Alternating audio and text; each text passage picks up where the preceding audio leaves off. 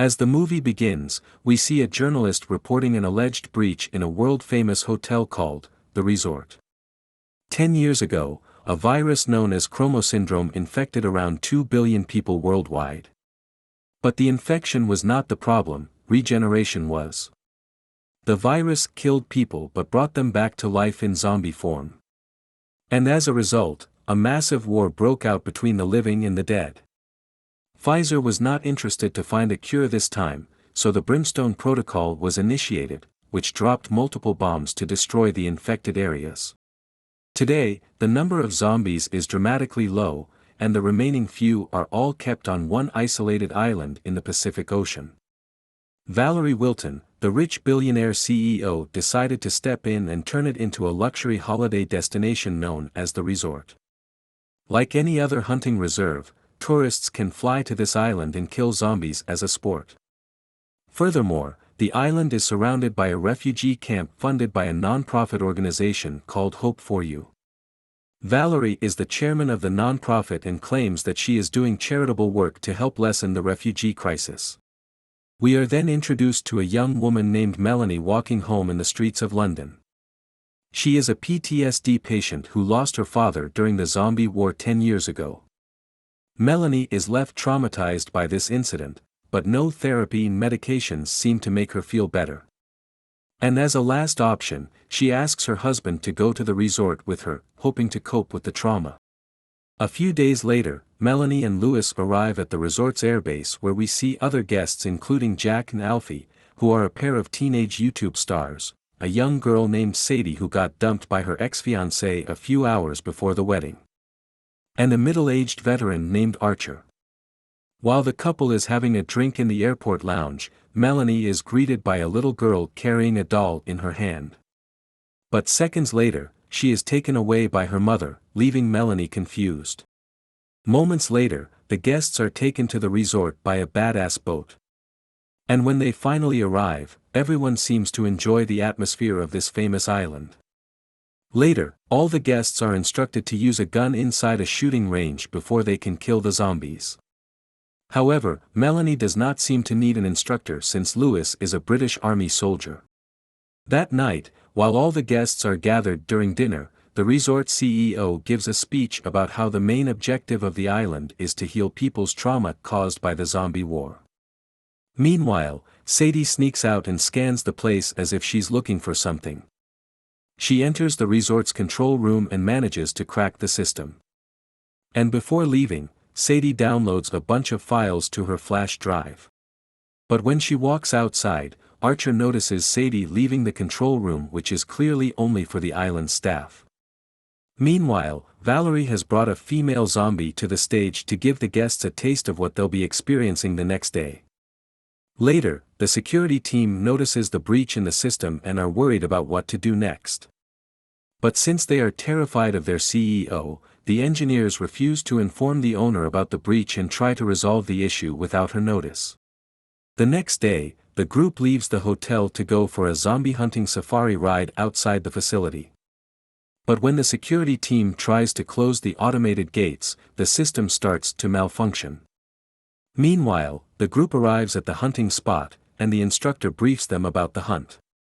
The group stands at a height, where they have a clear view of zombies not too far away. Sadie suddenly decides she does not want to shoot at the zombies, whereas Lewis encourages Melanie to blow off some steam through the bullets. She grabs the gun and aims at a female zombie through the scope, but when the zombie looks straight at her, Melanie stands down. On the other hand, Archer cocks up his gun and starts banging multiple headshots without missing. And after hanging out in the zombieland for a while, the guide drives them to a camping site where they are going to spend their night.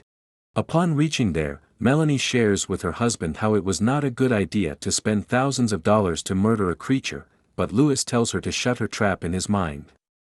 Out loud, he advises Melanie not to overthink and enjoy the time since they're already here. On the other hand, the security issue in the resort's mainframe keeps getting trickier to solve. Initially reluctant to reveal the issue, the head of security finally discloses that an unauthorized person breached their system, leaving them with a depthless virus. At this point, all the staff on the island realizes that if they don't get their system recovered, the resort will be filled with zombies in a matter of minutes. And just then, their system is jammed by another replicating virus, causing the entire facility's security to go offline. As a result, all the zombies restrained around the facility are free to roam the resort. Meanwhile, another group who had left for the hunt is attacked by the zombies.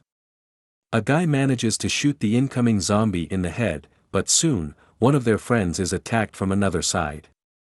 Realizing the situation is going nuts, the remaining flee the scene. The insanity is elevated inside the resort as the zombies have now dominated the premises.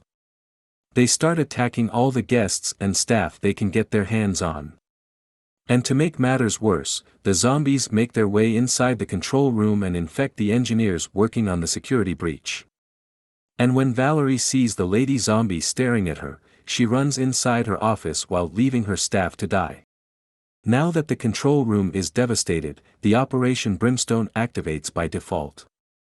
This means that the remaining people have only a few hours to escape before the island self-destructs. On the other hand, the camper group has no idea about the zombie outbreak in the resort. It's late at night and Melanie and Sadie talk about why they decided to come to this place. But just as they are sharing their stories, they see a zombie approaching them. Melanie immediately notifies everyone and yells at Sadie to shoot it dead, but she is unable to pull the trigger. And just when the zombie is about to attack her, Archer manages to pin him down in a single shot. The tour guide says that it's impossible for zombies to get this close to people in the camping site and that it has never happened before. He then turns on the vehicle lights to check the surrounding, but the group is shocked to discover a colony of zombies approaching them. Immediately, the men confront the zombies and start shooting at them, while Melanie and Sadie rush to safety. Just then, Melanie almost gets bitten, but fortunately, Sadie manages to free her just in time. The tour guide gets inside the vehicle and tries calling the facility for backup, but the automated response tells him that the Brimstone Protocol has been activated, and the island will be doomed in a few hours. To keep their distance from the zombies, all of them climb on top of the vehicle while being vigilant. But just when Alfie tries to climb up to the hood, one of the zombies bites him. And since he is already infected, Lewis shoots him and the zombie dead. Moments later, Archer urges everyone to hold their fire since they've defeated all the zombies that were in their vicinity. And since they are literally in a war zone, the group spends their night on the top of the car. After a night of horror, the group is still not sure about their situation. The guide tells them that they only have a few hours before the Brimstone Protocol is in full swing. And once that happens, the island will be bombarded with bombs to destroy the zombies and the infection they carry.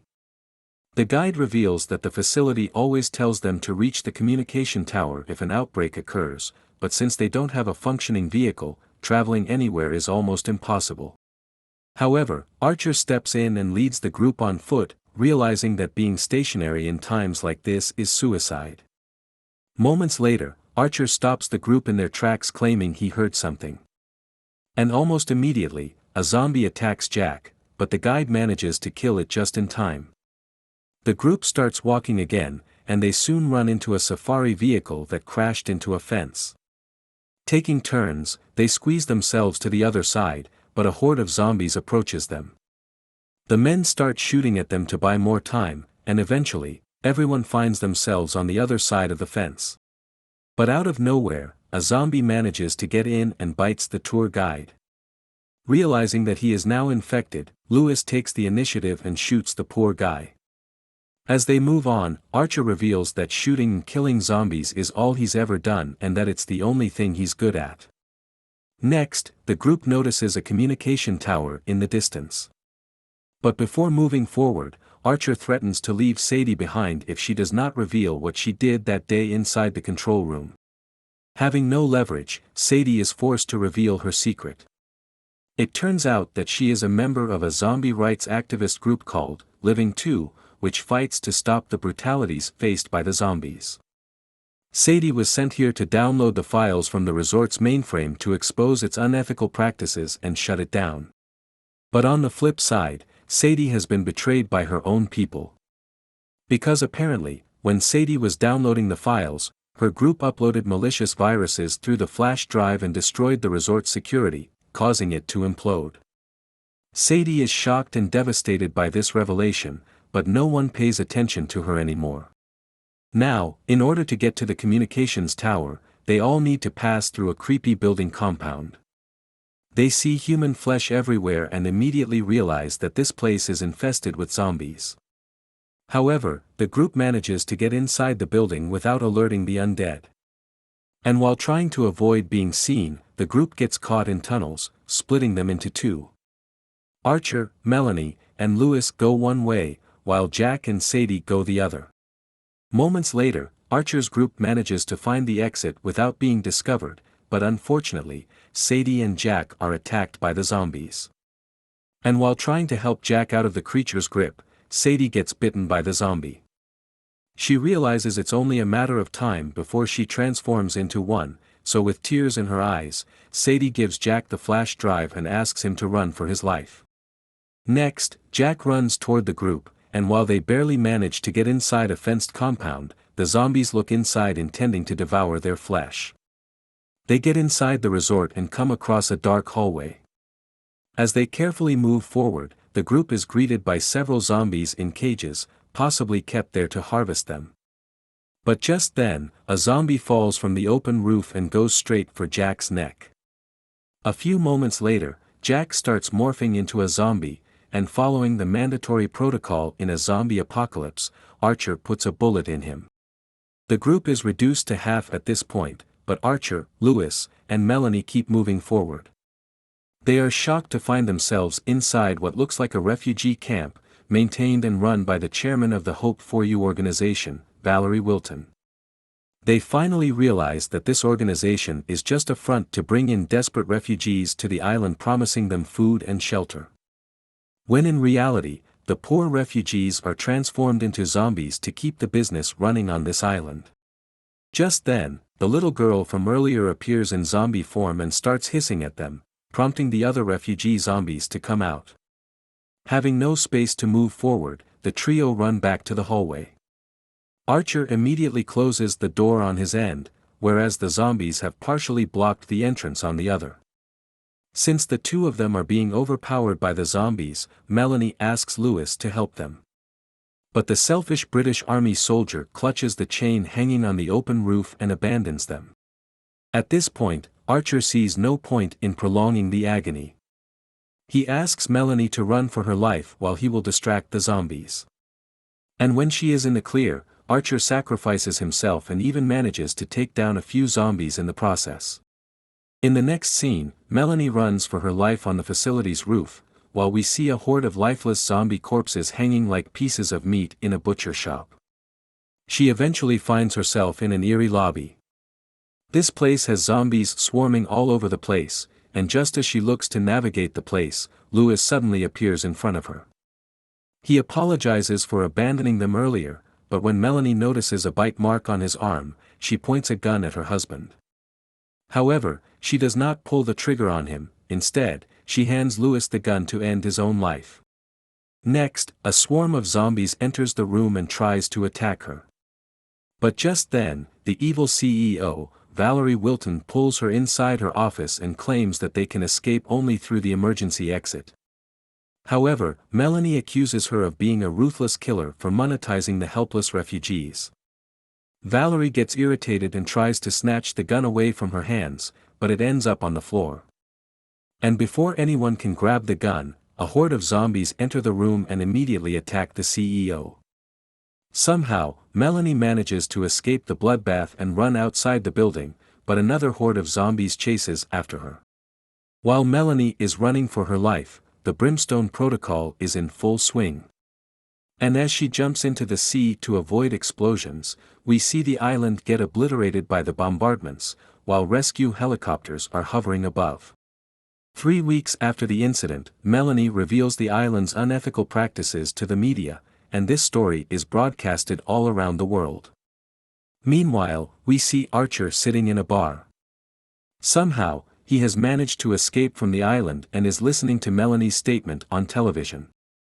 Even though she has never made a television appearance, Melanie claims that when humans won the war against zombies 10 years ago, they lost their humanity. Furthermore, she hints that another war with zombies is just around the corner. At last, we see a reporter narrating the events that went down on Rezort Island, just when several zombies attack people during the live broadcast. Turns out, some zombies survived the bombardments that day and managed to get to the other side of the island. And as the movie comes to an end, a new zombie war begins. That is it for today's recap. If you enjoyed it, make sure to hit the like button and check out the other videos from our channel.